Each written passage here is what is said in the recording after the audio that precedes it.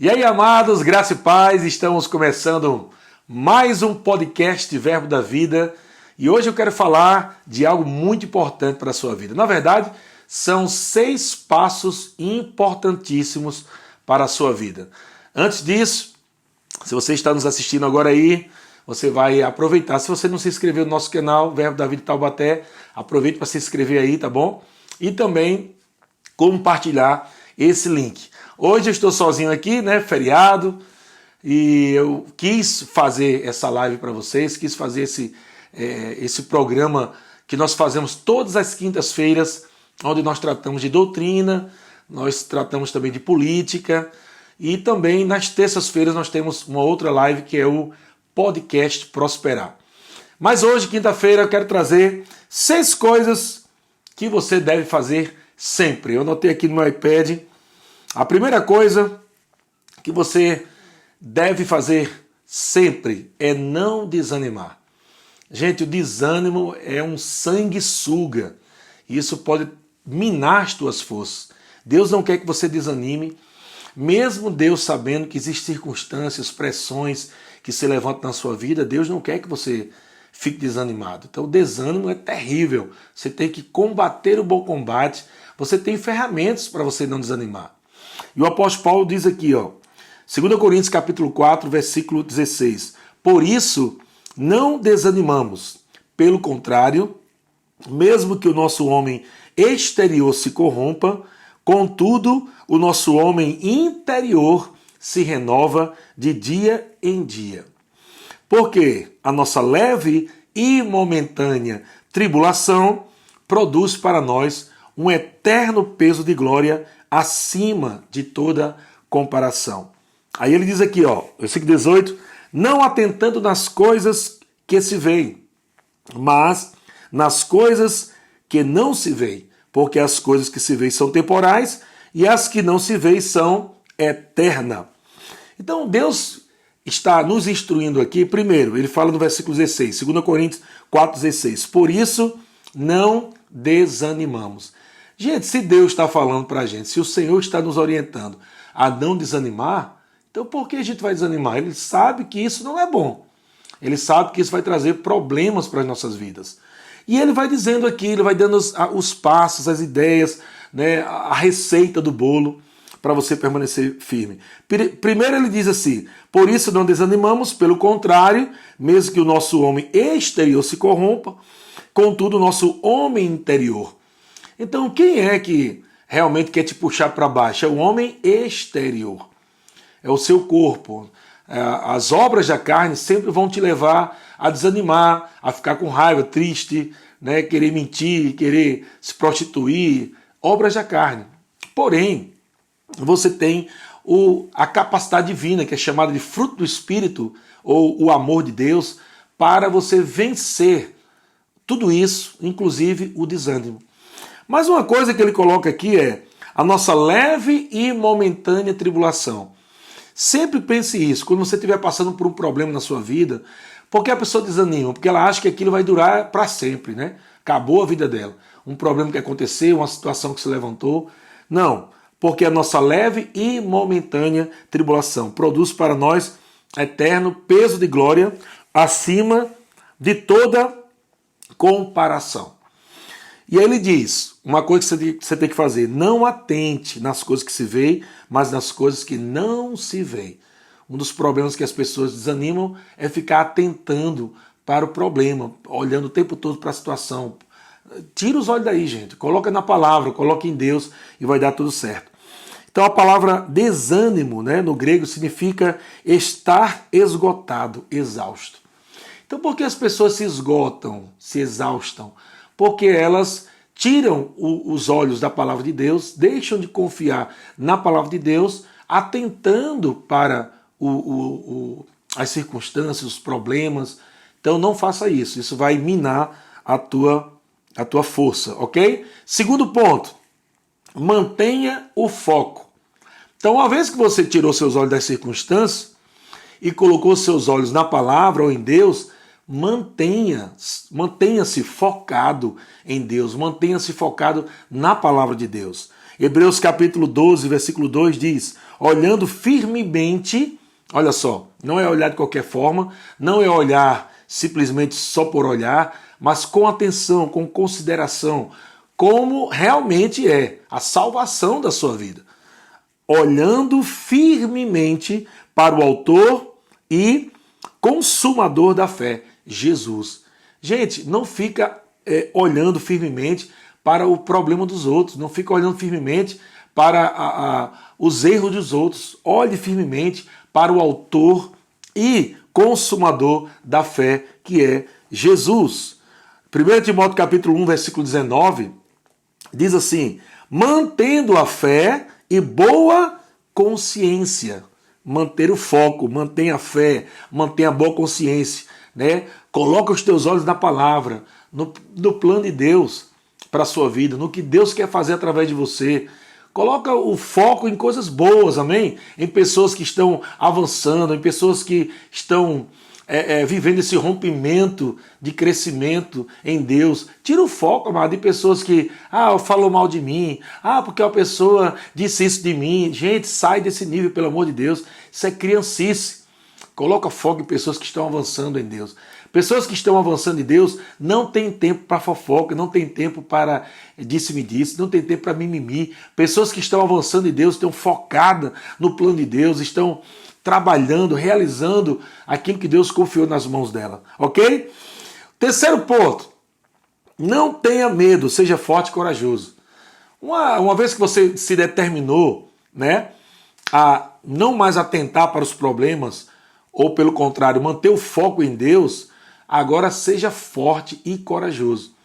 Claro que desafios vão vir, gente, mesmo para aqueles que estão focados, mesmo para aqueles que estão na palavra. Muitos desafios vão vir, mas se você estiver na palavra, em Deus, confessando a palavra, confessando fé, né, agindo em fé, mantendo foco no Senhor, na palavra, no plano de Deus para a sua vida, você nunca vai ter medo de avançar. Então aqui em Josué capítulo 1, no verso 6, diz assim, Josué 1,6: ser forte e corajoso, porque tu farás este povo herdar a terra que sob juramento prometi dar aos seus pais. Versículo 7. Tão somente ser forte e muito corajoso para teres o cuidado de fazer segundo toda a lei que meu servo Moisés te ordenou. Dela não te desvie, nem para a direita, nem para a esquerda, para que sejas o quê? Bem-sucedido por onde quer que andares. Versículo 8, ele vai dar também ali a receita do bolo, né? Não cesse de falar do livro dessa lei, antes medita dia e noite. Veja que está tudo ligado. Você não pode parar de falar a palavra, mas para você falar a palavra, você tem que meditar na palavra. Como é que você vai falar a palavra se você não sabe qual é a palavra? Você medita na palavra dia e noite, a palavra cai no seu coração, renova a sua mente, e aí você fala a palavra que está no seu coração. Isso é fé. Fé liberada é crendo com o coração e falando com a boca. Isso é fé liberada, isso é poder de Deus sendo liberado da tua boca. Então Deus quer que você seja forte, que você seja corajoso, que você olhe para frente, esqueça coisas do passado que te puxam para baixo. Como já falei, essas conversinhas de mimimi, essas coisas que tentam desanimar você. Gente, tem gente que é parado por besteira, porque o irmão não deu a mão, porque o irmão não abraçou, porque, pelo amor de Deus, gente, isso aí é coisa de criancinha, coisa de menininho, né, de criança pequenininha. Então você precisa amadurecer, crescer e interpretar as coisas na maturidade. Amém? Se você estiver interpretando as coisas ao seu redor na imaturidade, você vai sofrer muito. Você nunca fica firme, você nunca avança. Então, uma vez que você cresce e amadurece, você não mais vai interpretar as coisas segundo a sua carne. Um irmão não deu a mão, aí você agora é maduro e diz, cara, o irmão talvez não tenha me visto, provavelmente. Ou o irmão viu uma outra pessoa chamando ela, ou o irmão pode até estar, sei lá, meio triste também, né, meio desanimado, e ele simplesmente não quis pegar a mão de ninguém, mas aí você, né, que se julga espiritual, você que se julga, porque uma vez que você está dizendo assim, aquele irmão não me abraçou, aquele irmão, ele não falou comigo, o que significa? É que você está carente, né? Você está carente, você está precisando de abraço, está precisando de beijo, está precisando de palavras, você está naquele nível só de receber. Então, gente, seja forte, você vá atrás e abrace, e fale, e vença, mas o que não pode é deixar com que essas coisas tirem você do foco. Isso vai tirar você do foco, que é o segundo ponto que eu te falei. O terceiro ponto é você ser forte e corajoso. Não ter medo de enfrentar suas fragilidades. Mas é porque eu tenho esse problema mesmo, eu não gosto muito de falar com as pessoas. Rompa isso, meu irmão. Rompa isso e fale. Vá falando mesmo sem vontade, você vai quebrar isso. Daqui a pouco você está uma pessoa mais comunicativa, mais social, para você não ficar aquela pessoa sempre se escondendo, ter medo de falar com pessoas. Porque eu sou meio tímido. Você pode quebrar essa timidez com a prática do amor. Amém? O quarto passo é descanse na fé, tudo está bem. Descansar na fé. Gente, sabe que tem muitas pessoas que ela acabam desanimando, perdendo foco, ou muitas vezes perdem a coragem, né? Não avançam mais, tem medo, porque elas dizem, Deus me falou uma coisa, mas aquilo não aconteceu ainda. Deus disse que isso ia acontecer e não aconteceu. Mas, gente, vamos descansar na palavra de Deus. Se você não está descansando na palavra de Deus, e a fé descansa na palavra de Deus. O que é fé? Fé é certeza. A fé é a certeza. Ela é plena convicção. Se você crê que Deus falou com você, então Deus não é o homem para que minta. Deus ele não pode mentir. Deus ele vai cumprir a sua palavra. Deus vela para cumprir a sua palavra. Agora, o problema é que ansiedade e preocupação pode querer fazer com que Deus faça no tempo da pessoa, né? E não no tempo de Deus. Deus está demorando muito. Por que Deus não faz logo? Por que Deus não age logo? E as pessoas acabam ficando desanimadas. Elas começam a ficar fracas, porque acham que Deus não está nem aí para elas. Deus está fazendo milagres em todo mundo, né? Para todo mundo, e não para ela. Calma, descansa em Deus. A fé descansa na palavra de Deus, sabendo que Deus ele vela para cumprir a sua palavra. Então diz assim, Marcos capítulo 4, versículo 35. Naquele dia, sendo já tarde, disse-lhe Jesus, passemos para a outra margem. Olha só o que Jesus disse, passemos para a outra margem. Uma vez que Jesus liberou a palavra, não importa o que aconteça no meio do caminho. Se Jesus já liberou uma palavra, onde começar e onde terminar, o meio pode vir tempestade, tribulação, nós já sabemos o final. Então Jesus disse, passemos para a outra margem. Ou seja, nós vamos chegar lá. Versículo 36 diz, e eles, despedindo a multidão, o levaram assim como estava, no barco, e outros barcos o seguiam. Ora, levantou-se grande temporal de vento.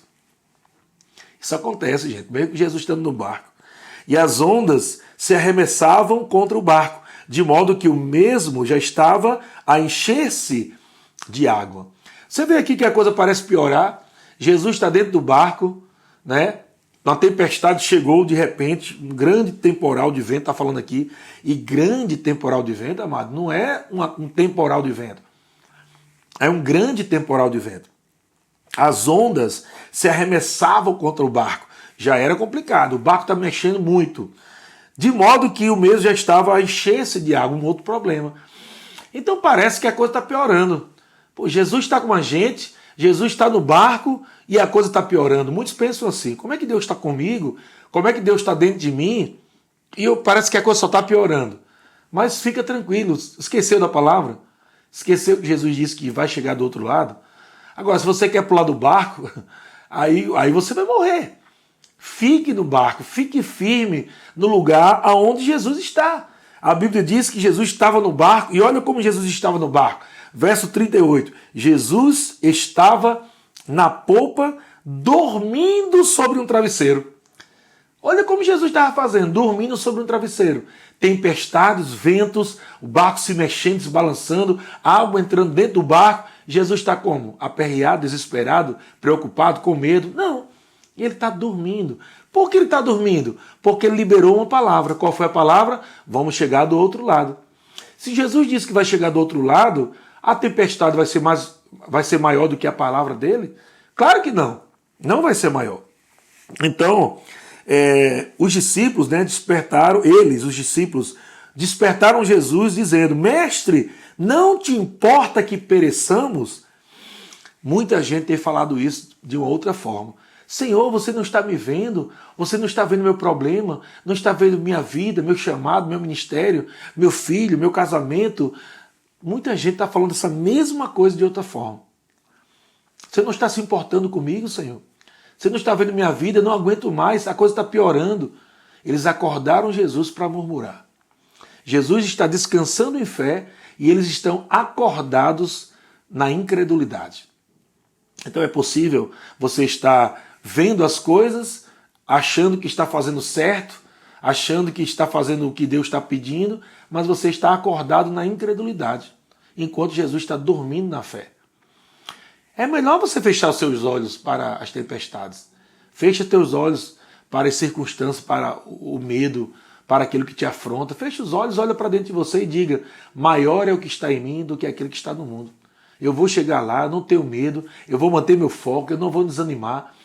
Ninguém vai me parar, eu vou avançar em Deus. E a Bíblia diz que Jesus repreendeu, Jesus despertando, repreendeu o vento e disse ao mar. É interessante aqui que quando Jesus acorda, ele não fala com os discípulos primeiro. Jesus acorda, olha para a incredulidade dos discípulos e vai resolver o problema. Não fala com os discípulos, fala com o problema primeiro. Porque o problema ali não era a tempestade, o problema ali eram os discípulos. E ele, despertando, repreendeu o vento e disse ao mar: acalma-te e emudece. E o vento se aquietou e fez-se grande bonança. Depois os discípulos disseram, olhando para ele, disseram: quem é este, que até o vento e o mar lhe obedecem? Mas Jesus disse antes: homens de pequena fé, por que duvidaste? Então veja que Jesus deu um rela, um puxão de orelha. Jesus deu ali uma tapinha de correção ali, dizendo: homens de pequena fé, por que duvidaste? Então, se Jesus corrigiu os discípulos, o que é que Jesus queria de fato? É que os discípulos também estivessem descansando, como Jesus estava. Jesus não queria que os discípulos estivessem desesperados, com medo, gritando, apavorados, preocupados, ansiosos. Jesus queria que os discípulos estivessem dormindo como ele estava dormindo. Era só ter olhado para Jesus e ter dito: rapaz, se Jesus está dormindo tranquilamente, eu vou dormir também. Eu não estou nem aí, eu vou dormir. Se estiver enchendo de água aqui, eu não estou nem aí. Ele falou que a gente vai chegar do outro lado, vamos chegar do outro lado. Estão entendendo? Isso é descansar na fé, isso é descansar em Deus. É você ver ao seu redor os problemas se levantando, a bucha chegando, tempestade, tribulação, Satanás, cão dos infernos, mas você está firme na palavra de Deus, dizendo: eu vou chegar lá onde Deus falou. Nada vai me parar, não vou ficar preocupado, não vou ficar ansioso, não vou ficar murmurando contra Deus. Não, eu vou avançar. Quinto passo que você sempre deve fazer é manter sua integridade e crescer na excelência. Mantenha sua integridade, seja uma pessoa de palavra. Uma vez que você falou algo, cumpra aquilo, meu irmão. Não retroceda, ainda que doa na sua carne, ainda que apareçam algumas coisas que parecem boas, maravilhosas para você. Mas uma vez que você liberou a sua palavra, pague o preço para você ser íntegro. Isso vai te ajudar a crescer em excelência. Por que pessoas se desanimam? Porque elas mesmas não se desafiam a crescer. Elas dizem uma coisa, faz outra. Elas dizem que vai e não vai. Elas se comprometem a fazer e não faz. Então elas não crescem espiritualmente. Então como é que você vai crescer? Esse é o quinto passo. Mantenha sua integridade. Integridade na palavra, integridade no falar, nos seus comprometimentos, na sua agenda, aquilo que você programou para fazer. Faça, ainda que vá doer, vá tirar você de uma festa de aniversário, de um casamento. Você deu a palavra para alguém, você pode perder algumas coisas que são importantes e até lícitas, mas você precisa cumprir a sua palavra. Agora, você pode até chegar para alguém: olha, apareceu isso. Será que é possível? Se a pessoa falar assim: cara, não é possível, então você vai dar prioridade ao que você empenhou a sua palavra. Amém? Isso é muito importante para o seu crescimento espiritual. para você romper com coisas na sua vida, no dia a dia, e você se tornar mais excelente. Como é que você vai se tornar mais excelente em tudo que você faz? Crescendo em integridade. Integridade no falar, no agir, no pensar. Integridade serve para tudo. É uma grande bênção. Então diz assim, Provérbios capítulo 20, versículo 7. O justo anda na sua integridade. Felizes lhe são os filhos depois dele. Olha só, uma pessoa íntegra, uma pessoa reta, justa, anda na sua integridade e acaba gerando filhos íntegros também. Porque existem muitos filhos hoje mau caráter, muitos filhos hoje insubmissos, rebeldes, porque os pais não são íntegros. Falam uma coisa e não cumprem, né? Começa desde a criação dos filhos. E hoje nós vemos muitos pais desanimados, até mesmo com o marido, com a esposa, que também está frio, não vai para a igreja, está frio no casamento, ou filhos estão frios com a igreja. Mas por quê, gente? Tudo isso que eu estou te falando, se não for aplicado dentro de casa, começando pela sua vida, você não vai refletir na sua família. Você precisa ser esse farol, essa luz de integridade, de firmeza, de foco, de não desanimar, entendeu? Tá chovendo, tá frio, tempestade, caindo neve, é dia de culto, nós vamos para o culto, todo mundo se veste, vamos para a igreja, vamos congregar, gente. Não, mas tá muito frio, tem casaco. Enrola-se o edredom aí, vai dentro do carro com o edredom, bota 2 casacos, vai dentro do ônibus, vai-se embora para a igreja. Isso vai romper, vai trazer rompimento dentro de você para outro nível de excelência. E aí você não vai mais cair naquela coisa do desânimo, de mimimi, e lá. Não serve para nada isso aí. 1 Timóteo capítulo 3, versículo 1 diz, fiel é a palavra. Gente, se a palavra é fiel e a gente está cheio da palavra, nos tornamos o quê? Fiéis. É simples assim. Se a palavra é fiel e eu estou cheio da palavra, então eu me torno fiel. Então fiel é a palavra. Tem pessoas que querem um ministério, tem pessoas que querem um chamado, tem pessoas, porque Deus falou comigo que eu sou missionário, Deus falou comigo que eu sou um profeta, um apóstolo, um evangelista, um mestre, Deus falou comigo que eu vou cuidar de criança muito bem. Daqui a pouco aquela pessoa está desanimada, não vem mais para a igreja, não congrega, não quer mais servir no departamento, não quer mais saber de ministério. Tem até gente que estão no ministério e desiste do ministério.